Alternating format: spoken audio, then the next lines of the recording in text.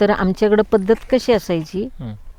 की नवरीला मैत्रिणींनी उचलून घ्यायचं असतं बर कडेवर. हां आता मी अगदी नाहीतरी 5-6 मैत्रिणींना उचलून घेतलं असेल, हां मला उचलून घ्यायला कोणच नाही. बर हां मग ती जी म्हातारी होती हं, बामणेची, हं, ती मला म्हणली, अगं तू सगळ्या नवऱ्यांना उचलून घेतलंस, हं.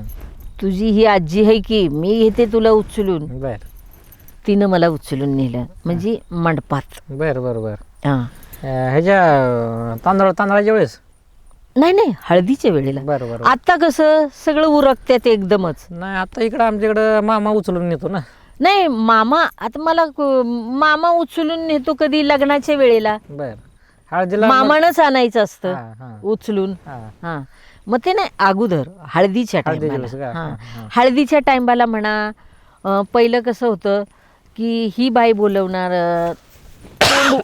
तोंड उष्टवायला म्हणायची. तर म्हणजे काहीतरी गोड बनवणार नवरा नवरीला. मग असं होतं ना, तेव्हा उचलून न्यायचं. हं. हळदीला कुठली तरी कोलवरी उचलून नेणार, हं. लग्नाच्या टायमाला मामा उचलून नेणार, बर मामा मांडीव घेणार. हं. असं होती पहिली पद्धत.